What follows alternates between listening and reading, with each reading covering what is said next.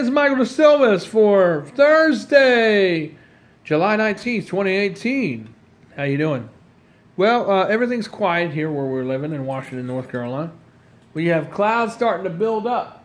They've been doing that every day, and then they kind of go away after the sun goes down because the heating goes away, so the clouds kind of fizzle out. And now they're building up, and they're saying there's supposed to be flooding rain starting late tomorrow morning, but they'll be scattered, both here and also in other places across. It's supposed to be a widespread event of thunderstorms and heavy rain. And it looks like it may be coming from the south, because there's some storm activity in Georgia which may head this way, northeast. It's moving that way. And eventually hit Richmond, Virginia, too, affect the forecast there. And Virginia Beach and things probably over the weekend, probably Sunday into Monday. So, if this holds together, you may see some storms around that way knocking on your doorstep in Mechanicsville on Sunday and Monday as we get it here Saturday and Sunday. Anyway. But I wanted to let you know, isn't God good, though? He is so amazing, isn't he? It's right here, Starbucks. Yeah, I drink this. It's called white chocolate coffee. I love it. But it's Starbucks coffee. You see that? Starbucks. 15-ounce can, great. You sell these at Walmart and everywhere. I drink one of these usually a day. I love it. It tastes good. Gives you energy. Plus it has some good vitamin and herbal contents. It has ginseng in it. If you're allergic to ginseng, you don't want to drink this. Some people are. So just be aware of that. Be aware of that. Anyway, we will be back. But that was an advertisement for Starbucks coffee. And no, we're not getting paid for it. But hey, Starbucks, if you want to send us a donation, please PM me, and I would love to take a couple $1,000. Because I sure could use it for the channel and for our news and for equipment here. If you would love to donate and be a sponsor of us, we would love to have you. Okay. Well, in other news, let's get back to the news. In the news. News. Looks like this. Democracy, as we know, according to the Webster's Dictionary, is that all people get along to work together to establish a union. Meaning everybody works together, in modern language, to form a peaceful society. That's what real democracy should look like.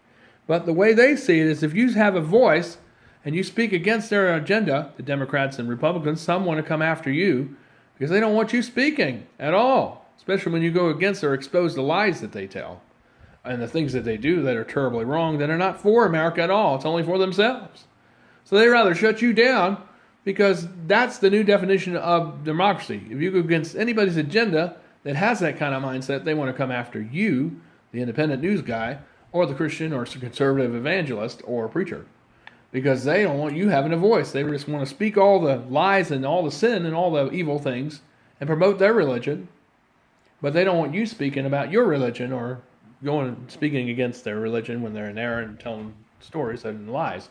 And that's the new definition of democracy, which is not what the Webster Dictionary defines it as from the 11th edition.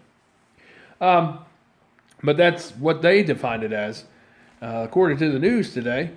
I love how they say that they're saying that Trump is a sleeper agent. Boy, they're drinking a lot of whiskey or on a lot of medication. I love this. These lies just keep coming out, trickling out like a sieve. And they say that he was a spy. Really? Because he's telling the truth and going against all these liars in the government that he has working for him that he ought to fire, which I think he's on the warpath to do that. I think he's doing that from what I saw today. Yeah, I'm on the air right now. You love to come over when I'm on the air, but you can come on in. Just be quiet. But anyway, but like I said, as I said, they're really going to they're really coming after people, and they don't want people having a voice, and that's not what America looks like.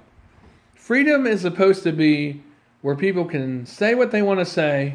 That's what the First Amendment's about, and if you don't like it, you turn it off. You don't say nothing. It's important because we all have a voice. Just like a friend here, Ben, he's got a voice. People might not want to hear it, but he's got a voice and he has the right to say what he has to say, whether I disagree with him or not, because that's what freedom is. Like I have a voice. He may disagree with me on things. But he has a voice just like I have a voice, and we have a right to have our own opinion, right?